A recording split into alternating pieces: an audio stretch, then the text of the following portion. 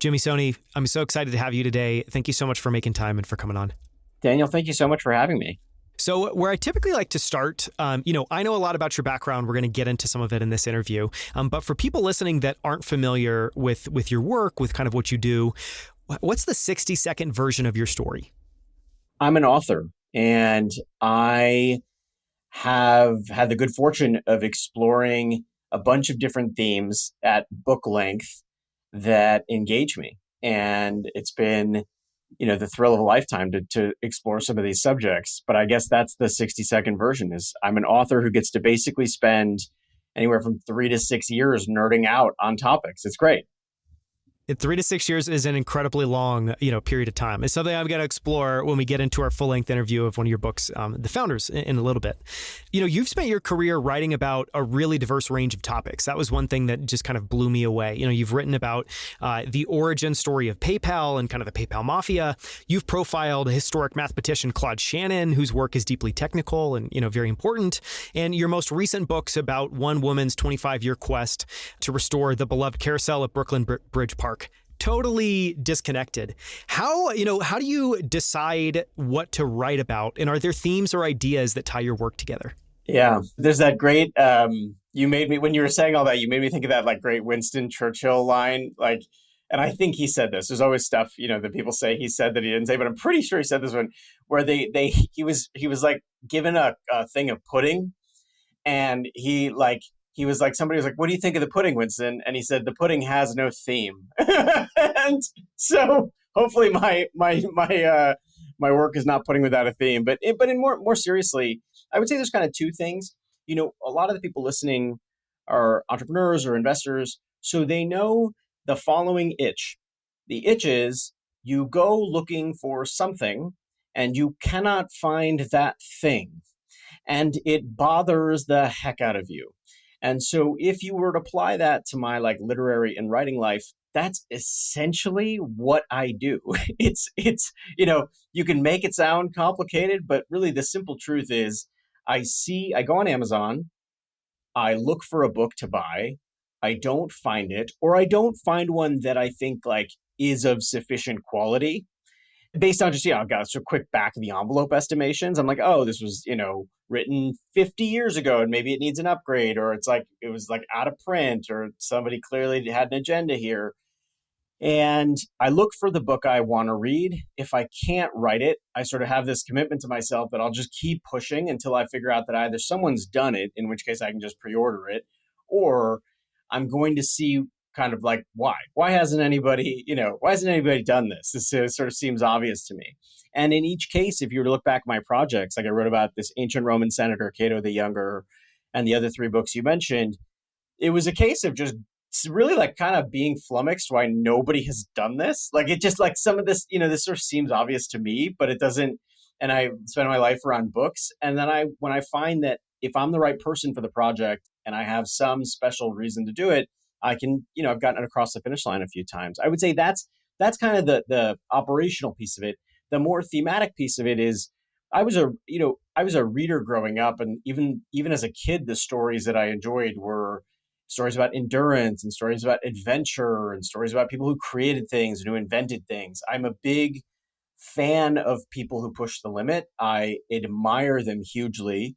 And whether that is in restoring a carousel that everybody had sort of left in the discard pile and then bringing it to Brooklyn Bridge Park and fighting to make that happen, or it's in creating PayPal, which literally called one of the 5 worst business ideas of 1999, right, when it debuted. I think that I'm drawn to that kind of, whether it's creativity, innovation, endurance, all that cocktail of stuff.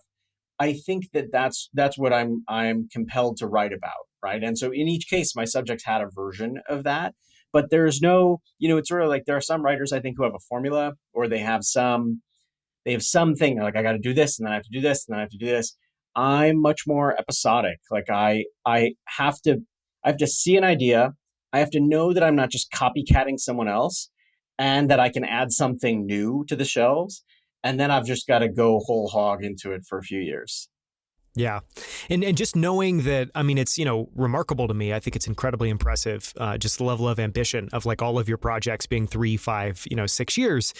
Given that amount of time, do you have some system, maybe it's a running list on your phone of like things you're thinking about writing, and what's your process of going through and making the decision to actually commit to a project? Because it's a massive commitment. Yeah, no, it's a great question. I'm smiling because I actually have this thing. It's literally it's like all caps, and it's the most disorganized document you've ever seen in your entire life, and it's called the Book Ideas Master Doc. And it's like it's a mix of like emails like copied and pasted over, or like random links to PDFs, right? So I'll give you an example. Let's do it live, right? Let's like sort of Okay. show you what I added 2 or 3 days ago based on a hunch or a kind of speculation. On Friday, I hadn't seen this movie, but there's this movie Downfall that's about Adolf Hitler's like last days and the fall of Germany. And the day after, I do what I often do, like I'll sort of have some thoughts in my head, and I will just go sort of Googling around, right? And like Wikipedia level research. And in the course of that, one of the things that engaged me was there's this website for the Holocaust Memorial that's in Israel. It's called Yad Vashem. And within the Yad Vashem website, there's all these stories about people who protected, Jewish people and many others, like at great risk to their own lives. Like, and I think there's some award that's given annually, but there's a lot of like books and treatments and movies, right? This is everything from like Schindler's List to. And so I started looking at stories about people like that, and I found this like French couple that was responsible not. In the aftermath of the Holocaust, they set out on like a 30 or 40 year quest to find for people from the Nazi high command to bring them to justice. And these stories are like spy thrillers. I mean, they're unbelievable. And there have been a few books in this domain, but basically I sort of spent all this time and I like found a couple stories where I was like, someone should really do a book about this. And so then all I did was I took the PDF of, there was a Department of Justice memo I found about one case where the US government actually worked with one of the sort of former Nazis, and it was a big scandal, and the department did a kind of house cleaning and wrote this long report. And I was like, someone should really like, it's so complex, it's so interesting, like, what moral lines did we cross, what was right, what was wrong. And so I put that, I copied the paste the link to the PDF in that document, not 2.5 days ago, right? And I don't know if I'll come back to it. I suspect I will. Most of the time I come back to this document pretty regularly. And what I do is I just sort of revisit, rethink, and I look to see if somebody else has done a book. I'll give you an example of when it doesn't work out, just so listeners have a sense of this. Before I wrote the PayPal book, the proposal that I had finished, that I was actually just about to like try to get Simon & Schuster to do, was a biography of Bruce Lee. I thought Bruce Lee was just like super interesting, and much more interesting. People sort of see him as like a martial arts movie person, but he is much more than that. His life had a lot of different dimensions. He died very, very young, but left this massive imprint on Hollywood. And I had sort of finished this proposal, and then come to find out, like somebody else has been working on a book for like 5 years, right? And he speaks Mandarin. He's a martial artist. He's a smart person, had written books before. And so I sort of politely like abandoned that project, added that book to cart, and moved along, right? And sometimes I'll just put stuff in. This is funny. It's funny sharing this. It's like, this sort of shows you like how helter-skelter some of these things can be. Sometimes I'll just put something in. Like I put in a little bit ago, I was like, sports book. And I was not because I like watch a lot of sports, but just because I think sports are this incredible domain of competitiveness and ambition and self-improvement and people overcoming what they think their limitations are, right? And so it was literally just like sports book. And what that means to my brain is like, go back, start to think about some of the untold great sports stories, right? Like I think, for example, like the Olympics have a bunch of stories that are still not well told.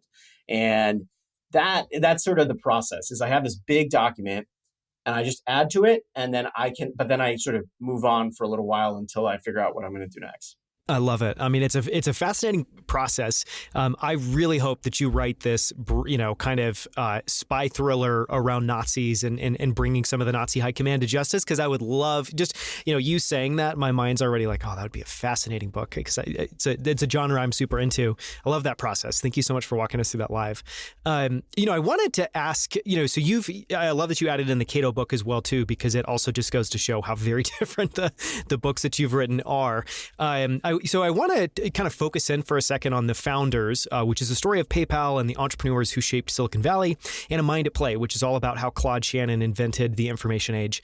And, we're going to link to these in the show notes. I think these are both books that our audience would be fascinated in. So I just wanted to see if you could talk a little bit about both of these books and what you learned writing them. I'm curious in particular what surprised you the most or what still resonates with you the most about each of these books.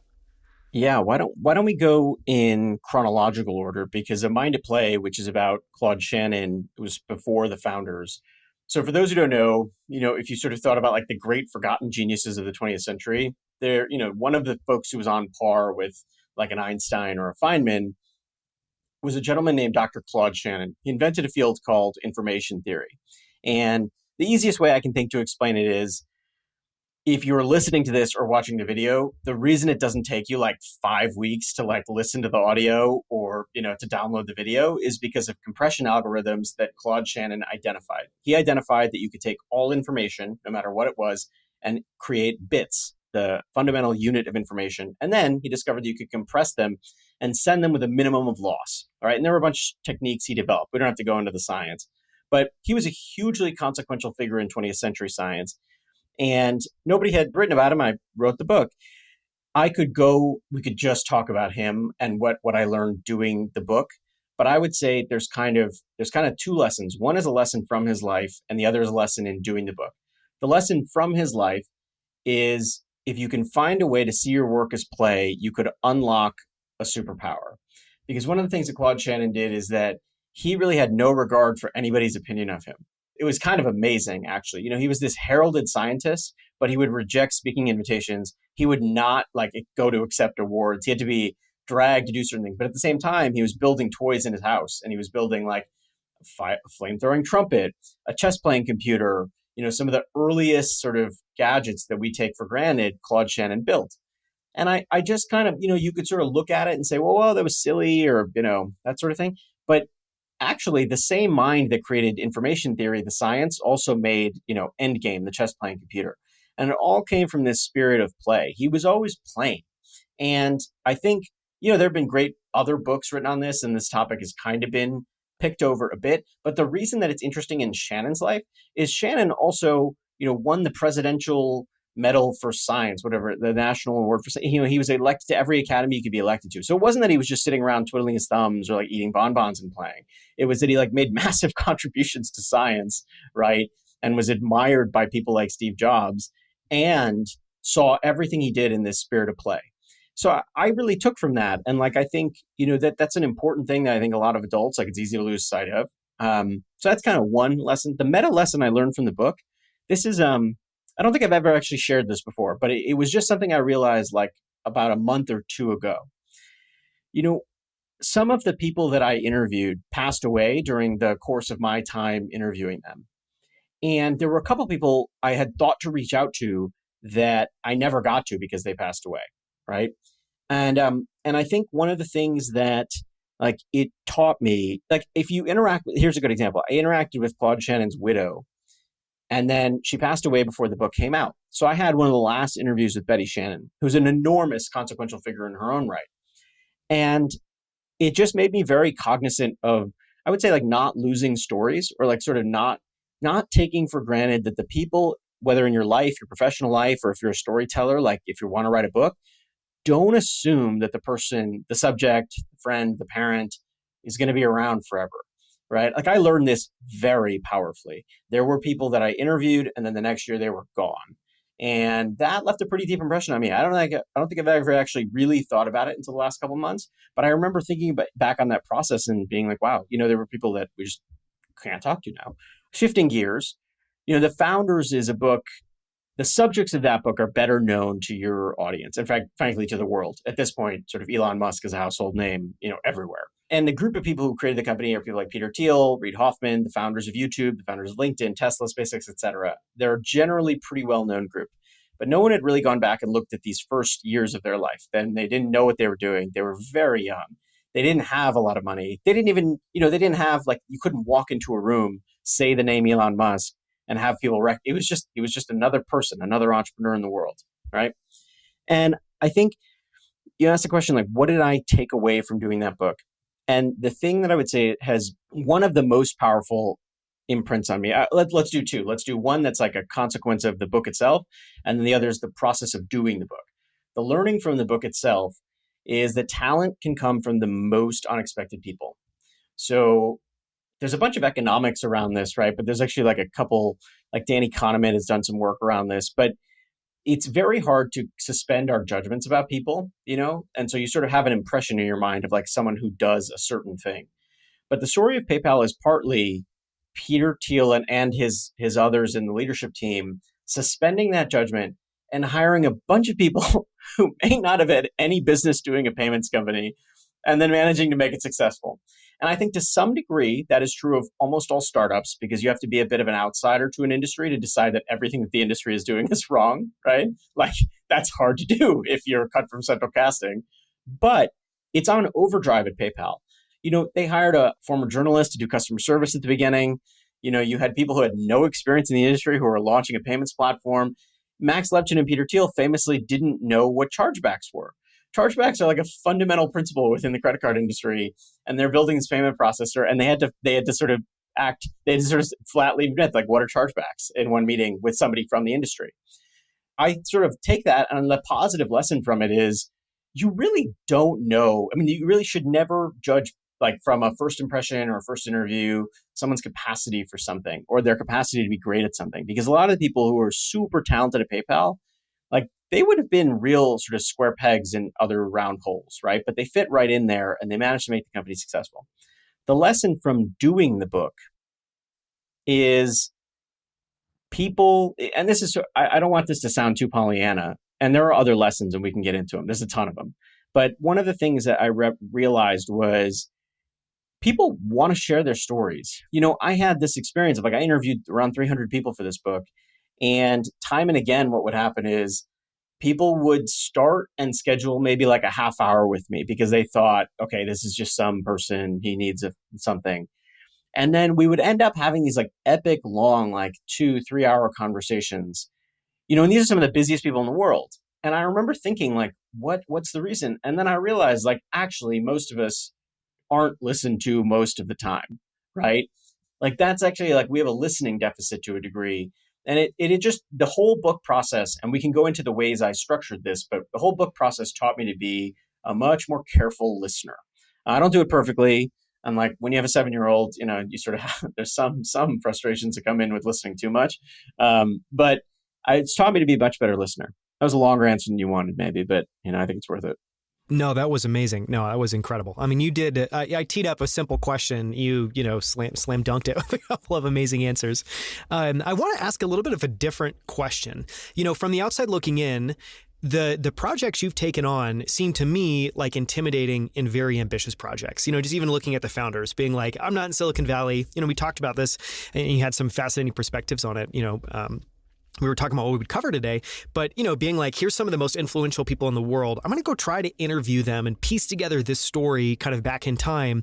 I think a lot of people would probably say, whoa, I'm like way out of my depth. And so I guess the question I wanted to ask is, how do you get past the fear of covering such ambitious topics? And maybe part of that is your kind of fear tolerance is just lower. And then I guess the second one is like, do you grapple at all with imposter syndrome? And how have you worked around that or gotten over that? Yeah. Oh boy. I hope we have time because this is a good one. We've got time. So here's what I would say. Like I laughed when you played it back to me because if someone had played back to me the reality of what you just said, like, oh, so these are some of the most influential, I probably would have been freaked out at the beginning, and I know I was. Here's what I would say. I'm going to answer your second question first with just a declarative, which is absolutely 100%. I basically bathed in imposter syndrome for 6 years while writing this book. It was not pleasant. And I think that if you're doing a project like this and you don't have a little bit of imposter syndrome, you're probably like not approaching it the right way. Like maybe there's 2 people in the world, I don't know, maybe like Kara Swisher and like one other person, like don't have imposter syndrome when they're doing these interviews. But you would be foolish if you're walking into Elon Musk's living room and you're about to talk to him about this period in his life and you don't have a little bit of imposter syndrome. Now, mine was on overdrive just because that's sort of how I'm wired. What I would say is I had different strategies and techniques to get over that. And And it's not unique to my circumstances, meaning somebody listening might not ever write a book that's interview based, but you are probably, or maybe, going to be like pitching a venture capital firm for funding, or you're going to be presenting your idea somewhere, or you're going to have to recruit, or you're trying to get recruited by a company. And I answered my kind of imposter syndrome with like a few different techniques, and I'll go through them quickly so that there's some meat on the bones of what I said. The first is, over time, I accepted that I was not going to be, I wasn't going to be as smart as Elon Musk at, I don't know, creating SpaceX. That was just never going to happen, right? But where I knew I could be great was in the writing of narrative nonfiction books, right? Which he has not done. Now, he might be better than me. Like, he's actually a pretty widely read person. He's a gifted writer. Like, I think he could do it if he wanted to. But I accepted that in this particular domain, like, I was like a few steps ahead of him, right? Which gave me just enough confidence when you're in the room so you don't start breaking out into hives, right? My second answer to the imposter syndrome was just maniacal, insane, absolutely crazy overkill preparation. And I mean, this is like, just again, it's sort of partly how I'm wired, but partly how I think these projects should be approached. Like, the person I look up to most in the writing world, one of them is Robert Caro, who, like, you talk about spending 6 years on my books, he spends 10 years and he like moves to the places his subjects live, right, to really go whole hog. And like, if there's like a kind of comparable figure, he's the guy in my field. I always thought to myself, like, what would Robert Caro do? It's like, well, he would just like watch everything, listen to everything. There was a period of time, Daniel, where the only podcasts I listened to were of my interview subjects. The only videos I watched at night when I needed to wind down were of my interview subjects. I went into a cave. And what I did was I assumed that if I read, watched, or listened to everything they said, then I was at least coming in with the ability to not make big mistakes, right? Like, I wasn't going to say anything that I had seen in an interview that offended them or that I heard that they didn't want to respond to.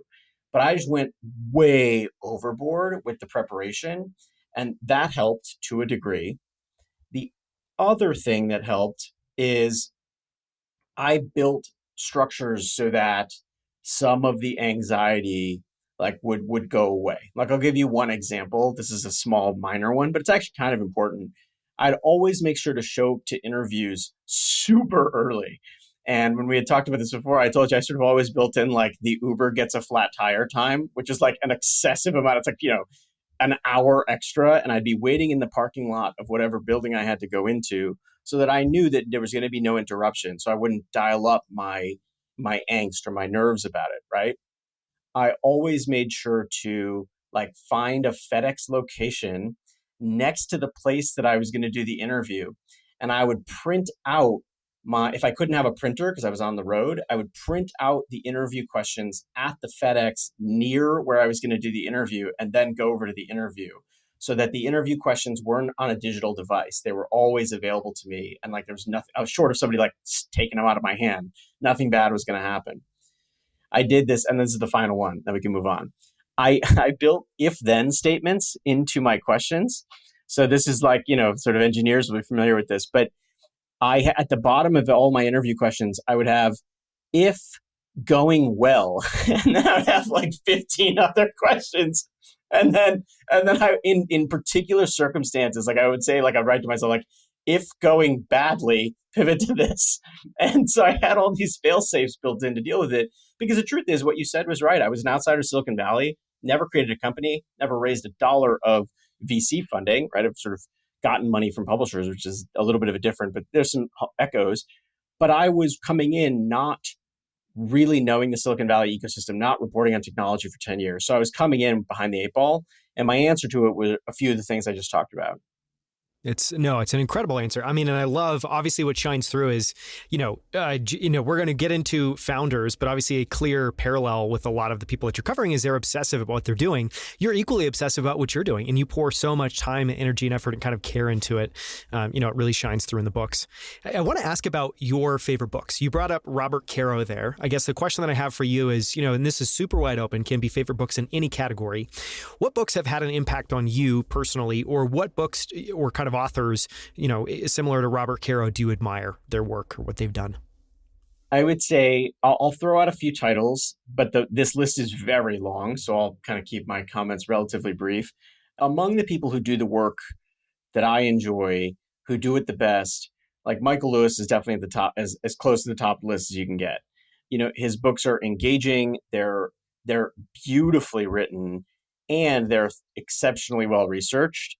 And he makes it look easy. I mean, that's the worst part of the whole thing, is that you don't get the sense that this is like particularly taxing for him. Although I know good writing is hard for anybody, but his books are just like world class. And I would say Moneyball and The Blind Side are particularly striking.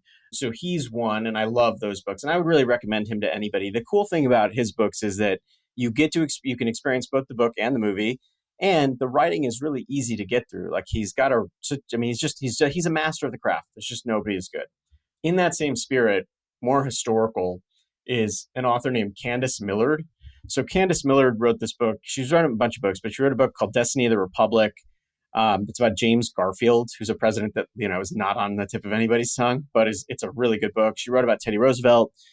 She wrote about Winston Churchill. So what she does that's so cool is she takes a figure like Winston Churchill, where like everybody's written, like you'd think everything that's ever needed to be said. There's so many books about him. And she manages to find his first wartime experience and this kind of untold story about this first experience in war when he's in Africa. And she tells it incredibly well. And so that's the thing that I take away from that. More practically, because I think part of what you do well is you're trying to offer your audience like practical value, right? So I would say both those books have some practical value. I mean, both those authors rather in their collections. But I would say, there's this, it's a little help-y. And I know he gets panned for different things. But Wayne Dyer is somebody, and I'll explain this. So there's like a caveat here. The caveat is I came to this book because I learned about Sarah Blakely, who was the founder of Spanx, the youngest female billionaire in the United States. I always like try to study outliers. Like I'm like, oh, like that's interesting. Like youngest female billionaire, like it's like a very small club to begin with, and then to be the youngest. Wow. The book she said most influenced her was this book called How to Be a No Limit Person by Wayne Dyer. It's an old book. And I just listen to the audiobook all the time because that is what Sarah Blakely said she did when she was like the age of 16, 17, and 18. And that, it's for the right moment in your life, that kind of thing can be very, very helpful. And I know people have their strong opinions about it, but it's been inordinately helpful to me. Creative work or entrepreneurial work is by definition a high wire act. You are dealing not just like with the difficulty of doing the thing, you are dealing with your own enormous self-doubt that the thing can be done at all and that you're the person to do it, right? It is. And you're just racked with like the difficulty and the anxiety and what if it fails and what if this and what if that. And I find that Wayne Dyer book really does help get through that. And in that same spirit, and I know he's much more popular and he's alive. David Goggins' first book, Can't Hurt Me, it left a real impression on me. It's his story isn't just the story of sort of a Navy SEAL and super athlete. What I like are the early chapters where he describes what his life was, because you would not think that anybody who comes from that could achieve what he's achieved. And it's like a testament to the human spirit. Like I remember going through difficult moments during the writing of PayPal, like where I was like 7 days a week, every single day, waking up. And this thing was just crushing me. And I didn't know if it would work. And I just remember listening to a lot of David Goggins on that audiobook and like really getting into it. And I can sound trite maybe to some people, but the stuff works. No, I completely agree. I mean, listening, I guess I'm blanking on it now, but I recently listened to an interview with someone, and one of the things that they said is anytime they're working on a particularly challenging project, they always have some self-help book that they're reading and reflecting every single night, just to like make sure they're getting some of that energy. Because I think to your point, yes, it's, when you're just the act of creation alone, especially if you do that with ambition, is a high wire act. But it's also, I think, one of the biggest influences negatively can be you limiting yourself. You talking about Wayne Dyer's How to Be a No Limit Person, which I'm definitely going to download it and listen to because I'm a fan of that. But it reminds me of a book that another guest brought up that I've been listening to recently called The Big Leap, which sounds very similar. And that's a book that I personally wouldn't recommend. It's just filled with so much fluff. But the big idea really in the book is like, don't limit yourself and try to recognize when you're upper limiting, kind of yourself in a given instance. I think that stuff's incredibly helpful. Amazing books. Thank you so much for that. I'm going to ask one final closing question, which is, if you could go back in time to your childhood, the start of your career, is there anything you tell your younger self? And this can be a reminder, or this could be words of advice, any wisdom. Is there anything you would tell your younger self? Depends on how much time I have. I'm pretty young, or at least I see myself as pretty young. And so I've got miles to go, so I'm not sure I'm in the advice giving business yet. But yeah, I'm sort of cribbing this from a book that Tyler Cowen wrote about talent. But I think one of the things that you do when you're writing a book is that every day, at least for my process, you are required to level up in some small way. Like you're getting sort of incrementally better because you're writing, right? And he has this idea of like, what is your equivalent of practicing scales? Like what a pianist would do when they're practicing scales. And I don't think that books have been, self-enforcing scales for me. And they've forced my habits toward writing and toward the improvement of it and getting better at it and learning more techniques and more methods so I can do it faster and cleaner and crisper. And I would sort of tell my younger self, like, get to a place where that practice is happening. When I'm in book mode, I work 7 days a week and I just keep going and I keep going and I keep going. And it's not like hours and hours necessarily every day, but I don't stop and I have that unbroken chain of work. And to me, that's practicing skills. I think the younger version of me would have been better served if I had figured out earlier that actually that's great. Like that's like fits my personality. It is the kind of obsessiveness I like. And figuring out that my skills were just get writing done every day. And you'll level up so much faster and it gets like so much easier over time because, a good example is like, I'm starting to think about what my next project is going to be now. I was talking to a friend of mine about it. We might co-write something. And I said, look, after the founders, next, whatever comes next is going to not be as difficult. This was grueling, right? And so I think the idea but to my mind, the image in my head of that practicing scales thing has helped me get through what can sometimes be a monotonous exercise, right? And everyone has this, like a business owner probably has this. Maybe it's making sales calls. Maybe it's writing pitch emails. Whatever that thing is, like you can find a way to treat it as practicing scales. And you're like, okay, this is going to get better over time. I love that advice. And it also reminds me of or I guess another similar thought is not just, figure out what is your equivalent of practicing scales, but figure out how to make that a joyful thing. Cause it's like, you're going to be doing this forever. You need to have this be a joyful exercise as you're in the middle of doing it. And I don't know, just setting that expectation earlier on that may feel like work to you when you're younger, but you need to find a way to kind of fall in love with that and get into the flow state. It's a perfect note to end on. Thank you so much for coming on, Jimmy. I really appreciate it. Thank you.